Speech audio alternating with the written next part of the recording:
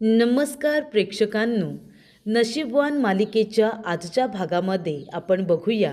इथे गिरिजा आता सगळ्यांसमोर आपल्या सासूचं भरभरून कौतुक करते. गिरिजा म्हणत असते की मी खूपच नशीबवान आहे की मला आईंसारखी सासू मिळाली. त्या माझ्या सासू कमी आणि आई जास्त झाल्या. त्यांनी माझ्यावरती आईसारखी माया केली, आईसारखं प्रेम केलं. आणि एका बाजूला माझ्यावरती भरभरून प्रेम करणाऱ्या माझ्या आई, तर एका बाजूला माझ्या आत्या सासूबाई, म्हणजे त्या जरी आत्या सासूबाई आहेत तरीसुद्धा मावशीसारखं माझ्यावरती प्रेम करतात, माझी काळजी घेतात. आणि आता तर जे काही केलं आहे ना माझ्या आत्या सासूबाईंनी, ते तर मी कधीही विसरणार नाही आहे, असं प्रेक्षकांनो गिरिजा म्हणत असते. आलेल्या बायकांना वाटतं की अरे वा, किती बरं उर्वशी चांगली आहे. आणि तेव्हा बायका म्हणत असतात खरंच, म्हणजे तुमच्या दोघींकडे असं बघून वाटतं की आपणसुद्धा आपल्या सुनांबरोबर असंच वागलं पाहिजे. तेव्हा दुसरी बाई म्हणते, हो ना, पण माझ्या सुनेसाठी किती आणि काहीही करा, तिला त्याचा काही फरक पडत नाही. तेव्हा इथे वासंती म्हणत असते, अगं सुवर्णा, तू कधी तुझ्या सुनेच्या डोक्यावरून मायेने हात फिरवलायस? तिला कधी प्रेमाने मिठी मारलीस का? सुवर्णा म्हणते, नाही ग वासंती, कधीच नाही. मग तू हे सगळं करून बघ, म्हणजे तिला तुझ्या मायेची कदर असेल, तीसुद्धा तुझ्याबरोबर चांगलीच वागेल. तेव्हा आलेल्या बायका म्हणतात, बरं गिरिजा, अगं तू मला हळदी कुंकू देतेस ना? तेव्हा गिरिजा म्हणते, देते ना. आत्ते सासूबाई आणि आईंना इथे हळदी कुंकू देऊन झाले, तुम्हालासुद्धा देते. तेव्हा इथे सुवर्णा म्हणते, अगं पण वासंती, लग्नानंतरची पहिली संक्रांत ही करायची नसते ना, नाहीतर घरावरती संक्रांत येते म्हणतात. तेव्हा वासंती म्हणते, नाही, माझ्या सुनेवरती पूर्ण विश्वास आहे. माझी गिरिजा जर या घरामध्ये असेल ना, तर या घरावरती संक्रांत कधीही येणार नाही.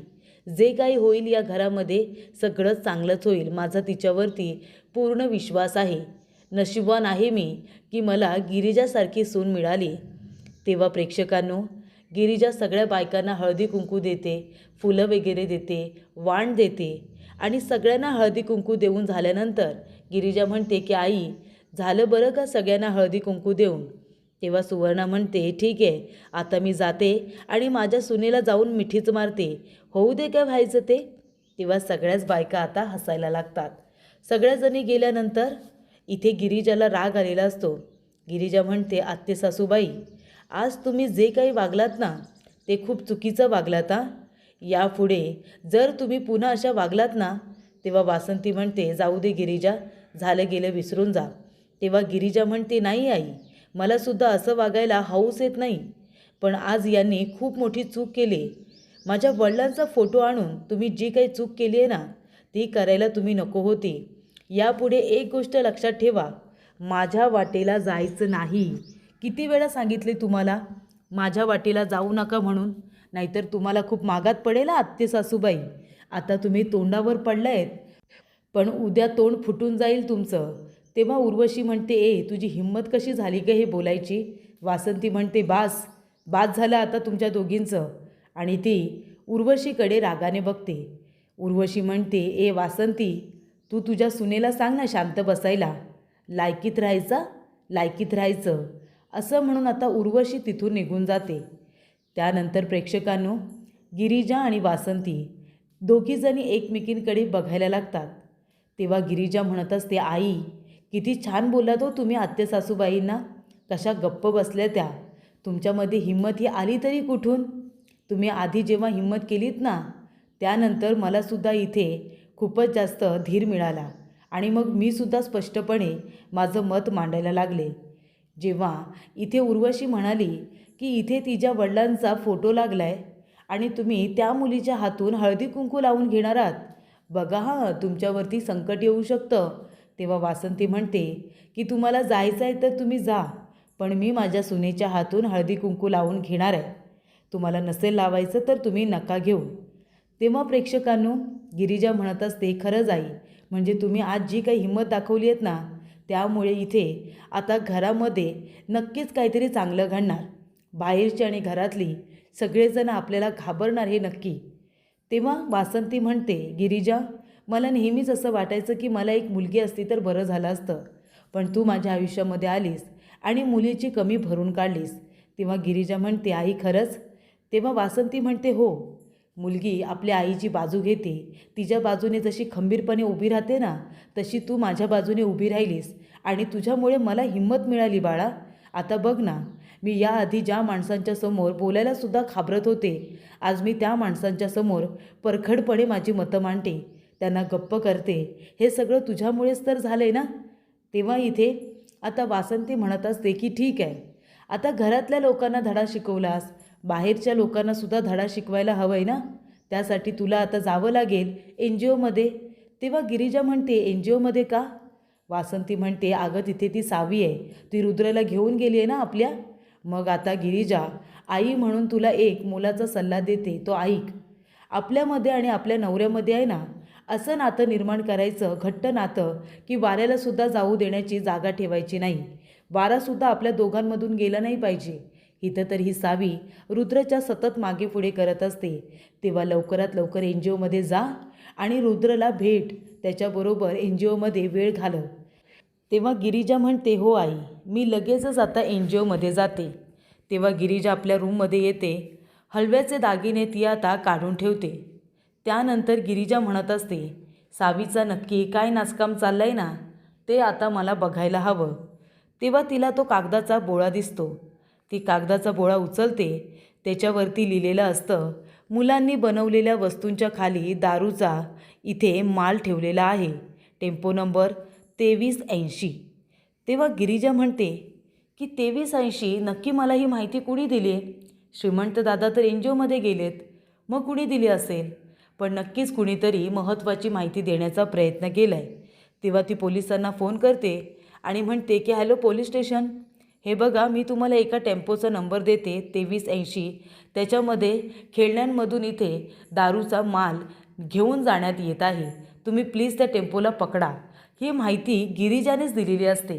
पण प्रेक्षकांनो, गिरिजाला माहिती नसतं की तिचं हे चांगलं बोलणं आता तिच्यावरतीच उलटणार आहे. NGOमध्ये सगळेजण जमलेले असतात. तेव्हा सावी म्हणत असते, एक मिनिट मुलांनो, आज इथे संक्रांत आहे आणि त्या निमित्ताने रुद्रदादाने तुमच्या सगळ्यांसाठी पतंग आणलेले आहेत. आम्ही तुम्हाला पतंग देतोय. तेव्हा रुद्र म्हणत असतो, सावी तू दे ना पतंग, अगं ही आयडिया तुझी होती. तेव्हा सावी म्हणते, रुद्र आयडिया माझी होती म्हणून काय झालं, पण हे सगळं तू म्हणजे तुझ्यासाठीच तर करतोय ना आपण, तुझ्याकडूनच आपण हे सगळे पतंग मुलांना देतोय. तेव्हा रुद्र आता गप्पच बसतो आणि म्हणतो, हे घे शर्वरी, हे तुला घे बरं पतंग. तेव्हा सावी लगेच आपला हात त्याला लावते आणि रुद्रबरोबर पतंग देत असते. तेव्हा रुद्र तिच्याकडे बघतो. थोड्या वेळातच त्याला सावीच्या तिथे गिरिजा दिसायला लागते. गिरिजाला तो लगेच मिस करायला लागतो. गिरिजा तिथे आलेली असते. रुद्र तिच्याकडे एकटक बघत असतो. तेव्हा गिरिजा इथे त्याच्याकडे खूपच जास्त आता छान हसून आता नजरेने बघत असते. तेव्हा रुद्र आजूबाजूला बघतो. गिरिजा कुठेही दिसत नाही. त्याने ते बघितलेलं स्वप्न असतं. श्रीमंतला कळतं. तो म्हणतो, काय दादा, स्वप्न चांगलं होतं ना? तेव्हा रुद्र म्हणतो, तू गप्प बस. आणि रुद्र लाजतच बाजूला जातो. तेवढ्यात तिथे गिरिजा येते. ती म्हणते, रुद्र, आणि येऊन पटकन त्याचा हात पकडते. तेव्हा रुद्र आता तिच्याकडे प्रेमानेच बघत असतो. त्याला सगळीकडे फक्त आणि फक्त गिरिजाचा भास होत असतो. गिरिजा आपल्या आजूबाजूलाच कुठेतरी आहे असं त्याला वाटत असतं. आणि त्यानंतर पटकन गिरिजा त्याला दिसेनाशी होते, गायब होते. आणि तेव्हा प्रेक्षकांनो, आता इथे रुद्र म्हणतो की गिरिजा इथे नाही आहे, मग मला भास का होतोय? तेवढ्यातच तिथे खरोखर गिरिजा आलेली असते. गिरिजा म्हणते, रुद्र, मला तुम्हाला काहीतरी सांगायचं आहे. तेव्हा रुद्र म्हणतो, गिरिजा, हे काय करताय तुम्ही? का सारख्या सारख्या माझ्या समोर येत आहे? तेव्हा इथे गिरिजा म्हणते, अहो सारखे सारखे कुठे, आता तर आले ना मी. रुद्र म्हणतो, घ्या, म्हणजे आता मला तुमचा आवाजसुद्धा ऐकू येतोय तर. तेव्हा गिरिजा म्हणते, रुद्र, आता मी बोलते म्हणजे तुम्हाला माझा आवाज ऐकू येणारच ना? तेव्हा रुद्र म्हणतो, काय खरोखर तुमचा आवाज मला ऐकू येतोय? मला काय वेळ लागले की काय? गिरिजा, तुम्हाला माहिती आहे, तुम्ही सगळीकडे मला दिसता आणि मग नंतर तुम्ही मला दिसत नाही आणि मग माझा पचका होतो. पण नाही, आता मी माझा पचका करू देणार नाही आहे. मला माहिती आहे तुम्ही नाही आलात.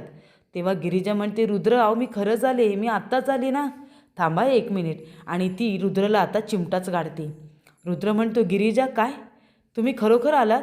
तेव्हा गिरिजा म्हणते, हो रुद्र, मी खरोखर आले. हे काय आत्ताच आले. मला तुम्हाला ना काहीतरी महत्त्वाचं सांगायचं आहे म्हणून आले. तेव्हा रुद्र म्हणतो, हो का? तेव्हा इथे गिरिजा म्हणते, आधी आपण जाऊन मुलांना भेटूया का? मी त्यांनासुद्धा भेटायला आले. रुद्र म्हणतो, हो चला ना, चला. आधी तुम्ही मुलांना भेटून घ्या, चला. तेव्हा रुद्र आता म्हणतो, काय झालं गिरिजा, तुम्ही इतक्या का घाबरलात? तेव्हा गिरिजा म्हणते, रुद्र, मला तुम्हाला एक महत्त्वाची गोष्ट सांगायची आहे. ते टेम्पो तेवढ्यात प्रेक्षकांनो इन्स्पेक्टर साहेब तिथे येतात आणि म्हणतात की Rudra Pratap Ghorpade, you are under arrest. आम्ही तुम्हाला इथे अरेस्ट करायला आलो आहे. तेव्हा गिरिजा म्हणते, एक मिनिट, तुम्ही रुद्रनं का बरं अरेस्ट करताय? हे बघा, त्यांनी काहीसुद्धा केलेलं नाही आहे. तेव्हा इन्स्पेक्टर साहेब म्हणतात, त्यांच्या इथे टेम्पोमधून जाणारा जो मुलांनी बनवलेला माल आहे ना, जे खेळणी वगैरे आहेत, त्याच्याखाली दारूचा माल आम्हाला सापडला आहे. त्यांच्या टेम्पोचा नंबर आहे ते म्हणजे 2380. तेव्हा गिरिजा म्हणते, हो मला माहिती आहे, पण हे रुद्रने केलेलं नाही आहे. इन्स्पेक्टर साहेब म्हणतात, आम्हाला जिथून टीप मिळाली आहे ना, त्यांनी टेम्पोचा नंबर सांगितला आणि त्याच्यामधून दारूचा माल सप्लाय केला जातो आहे ते सुद्धा सांगितलं. त्यामुळे तो टेम्पो रुद्रप्रताप घोरपडे यांचाच असल्यामुळे आम्ही त्यांना इथे अरेस्ट करायला आलो आहे. तेव्हा रुद्र इथे म्हणत असतो, तुमचा काहीतरी गैरसमज झाला आहे. मी खरंच सांगतो आहे, मी काही केलेलं नाही आहे. तेव्हा इथे गिरिजा म्हणते, नाहीतर काय इन्स्पेक्टर साहेब, अहो रुद्रने काही नाही केलं आहे. तेव्हा श्रीमंत म्हणत असतो, आणि इन्स्पेक्टर साहेब, एक गोष्ट तुम्ही मला सांगा, तुम्ही आपल्याला रुद्रला ओळखत नाही का? तो आधी कसं करेल? याआधीसुद्धा आपण कितीतरी टेम्पो पाठवलेत, त्यामध्ये कधी काही सापडलं का?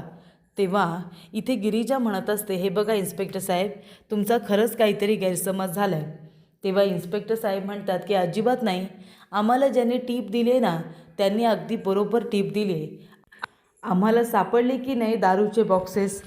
तेव्हा गिरिजा म्हणत असते, ती टीप देणारी व्यक्ती मीच आहे. मीच तुम्हाला सांगितलं होतं की टेम्पोमध्ये दारूचा साठा आहे म्हणून.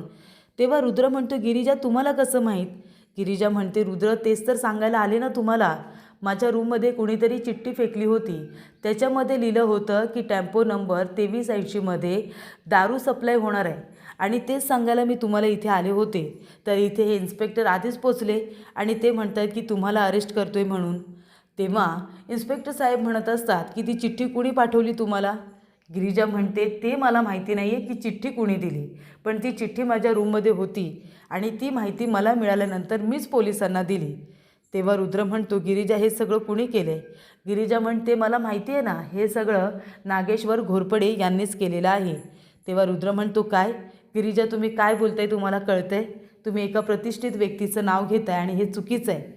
तेव्हा इथे सावी लगेचच उर्वशीला फोन करते आणि म्हणत असते की मावशी, इथे खूप मोठा राडा झाला आहे, तुला कळतंय का?